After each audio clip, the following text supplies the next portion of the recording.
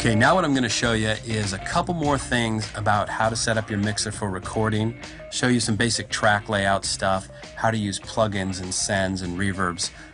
This will apply to almost any recording situation. So let's get in and show you how that works. So here we are back in Pro Tools, and some of what I'm going to cover here I covered a little bit over in signal routing. Just so you understand the signal flow of this mixer, and this is very basic to all mixers, whether it's an analog console or a digital console or a digital audio workstation, the way audio flows is pretty much the same.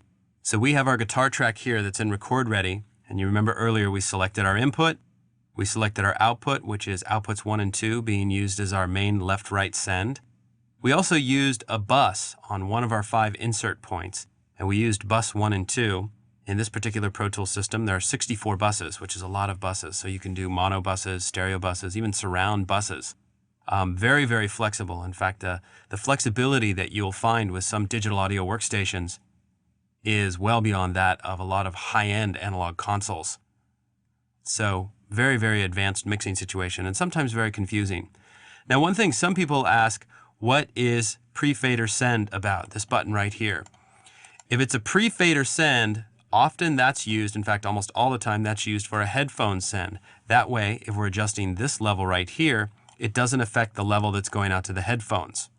Now, we're using a reverb send right now, so we leave that on post-fader send, meaning when I turn the guitar level down, this fader's send level is post this fader. So you have less reverb as you turn down this fader, or more reverb proportional to where this fader position is.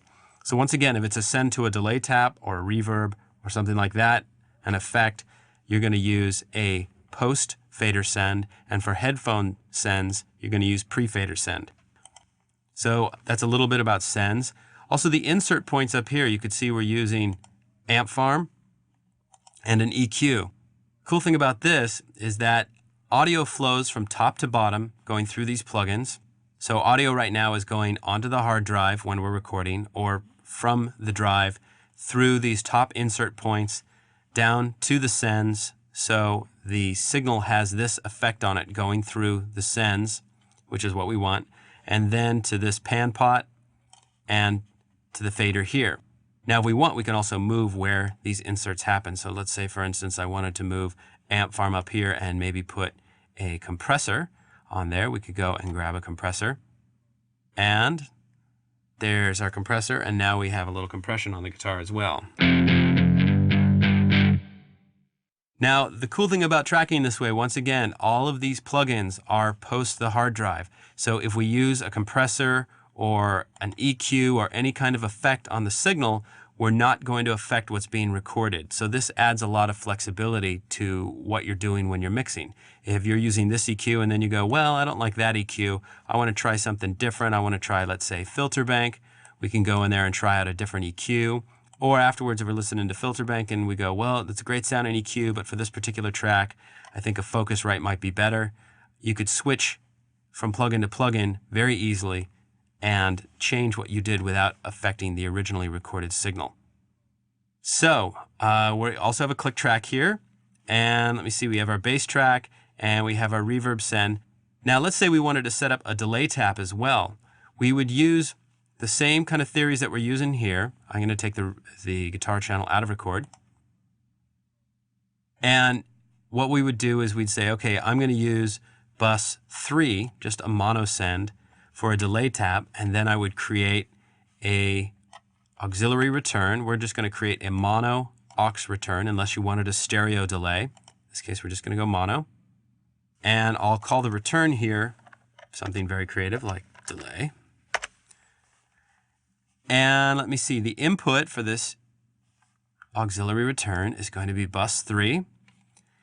And let's see, we're going to put our reverb away, and we'll choose a delay tap here. We'll just use one of the basic digi delays. We'll go with long delay mono. Now, another cool thing that you'll find when using delays, it's usually a good idea. In fact, I'm going to grab long delay 2. They've got an extra little section here, which allows you to make the delay taps synchronize with the tempo of your song, which helps to reinforce rhythm. So if you have a delay tap on a vocal or a guitar, and that delay tap doesn't synchronize with the beats per minute of the song, you'll find that it could make the rhythm of the song a little bit choppy, and it doesn't thicken the same way. We decided earlier that it was going to be 90 beats per minute, so we'll plug in 90 right there. And if we want a quarter note delay, you can see it does the math for us. So now we have this bus. We'll send that kind of delay, and we'll put this into record ready, and got a little bit of a delay tap there. Now, one thing with delays also, some of the really nice analog delays would roll off the top end or roll off the high frequencies and the low frequencies. Now, this serves two purposes, actually. It doesn't interfere as much with the original signal, and it also helps to kind of give it more of an old school type of feel. So with the delay plugin right here, we could roll off the high frequencies. Sometimes another little trick I like to do is actually to use a high pass and a low pass filter. And Filter Bank F2 is really good for this. So we can roll off the low end and roll off the high end on the delay tap and make it sound a little more retro sounding if that's something you're interested in. So let's go ahead and turn up the feedbacks there and try this out. Now also, if we're playing along to a click track, you're going to find that these delay taps synchronize up with the drums and the tempo, so it just makes the guitar seem thicker instead of basically having these delay taps stick out in the mix and kind of mess with the rhythm. Now you can just go for a double of that sound, turn the feedback down. Now if you hide this more in the background, you'll hear that it just fattens the sound up a little bit. This is an old Elvis Presley vocal trick. So you can barely hear it there, it just makes it fatter. And even if you go with tighter delay times, like half that delay time, down around the 80 range, it just fattens it up.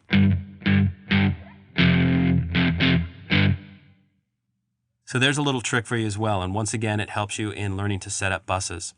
Now, if you're setting up a lot of different buses and a lot of effects sends, which you can do with these systems, you can get a lot of effects going at one time, it's a good idea to name those buses. So once again, we'll go to the I/O setup window here, and we'll go to the buses window, and bus 1 and 2 is a reverb send, so we'll name that verb. And then bus 3 is used as the delay.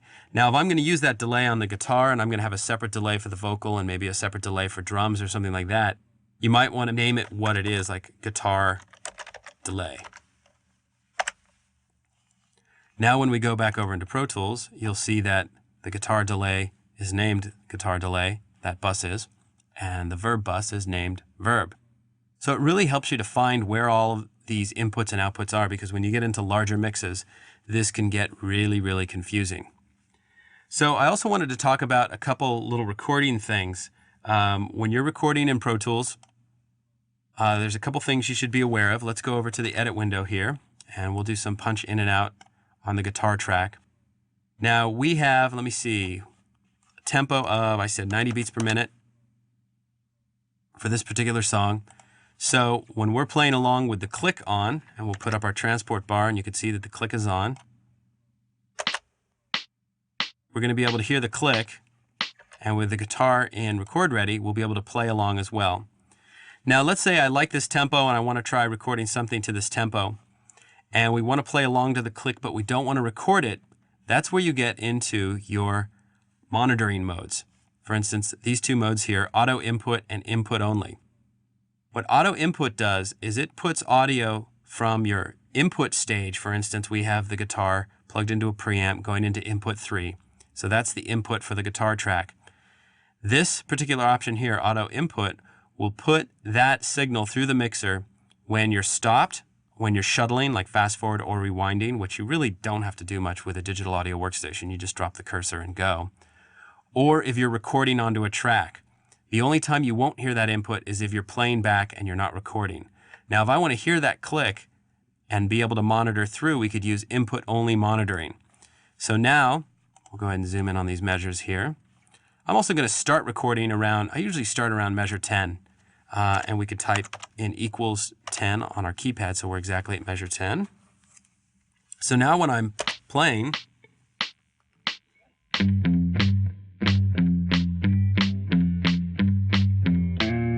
Okay, I can hear that signal without recording. This is really handy for when you're going to practice a part. Now, if you're going to record something and you want to punch in and out on that particular sound, you're going to have to put it into auto input monitor mode. So once again, you'll mess around with these a little bit and you'll get the idea. This puts audio through when you're recording or when you're stopped or shuttling. This puts audio through the track at any time. Now, if you have something recorded, you won't hear what's recorded onto that track because you'll be listening to the input of that track. So mess around with these two modes and it'll give you a good idea of how they work, but they are very, very important to learn. Let's go ahead and do some punch in and out on this particular track. We've got a click going, so I'll just start recording. And this is a good way to record and start working in Pro Tools.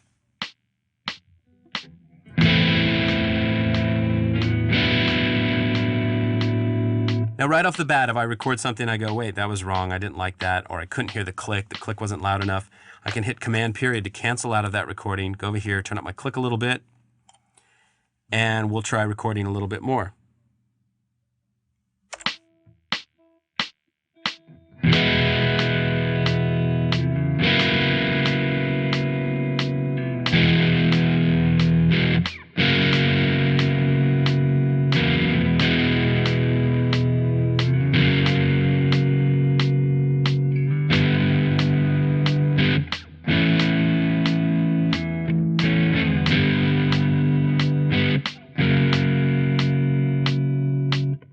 So we recorded a little bit there.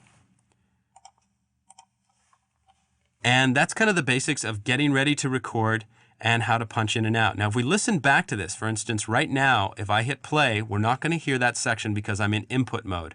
I'll be listening to the guitar coming through that channel strip, my live guitar here, instead of what we just recorded. So if I'm playing, we're not going to hear that guitar. Now, if I go into auto input mode, now we'll hear the guitar.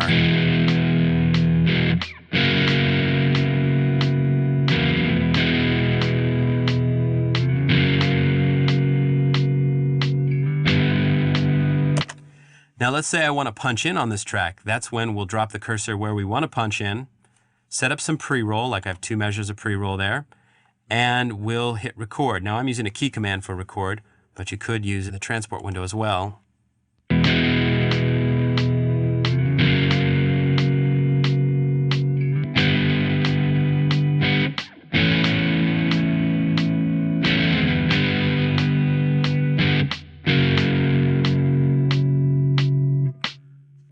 So there's our first track. Now that punch-in, if we listen to that, that punch-in wasn't that great. So we could play through that punch-in.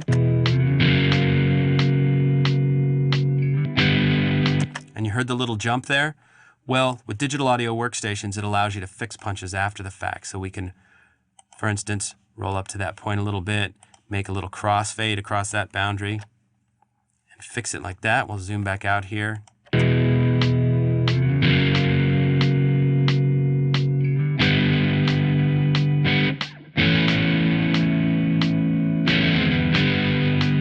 So you could see how easy it is to record here. Now the big disadvantage if you're recording, let's say with a tape machine or an ADAT or something like that, when you punch in, that's it, you're burning what was on the track before. With digital audio workstations, you don't do that. So it makes it a lot easier to record and less destructive. So that's a little bit about recording. That's a little bit about setting up your whole mixing environment for recording. So let's move on from there. So those are some basics of setting up your mixer when you're getting ready to record. Let's get in now and start recording some drums. We're going to take you to a recording session we did recently and show you how professionals do it and then allow you to scale it back from there depending on how much gear and how much resources you have.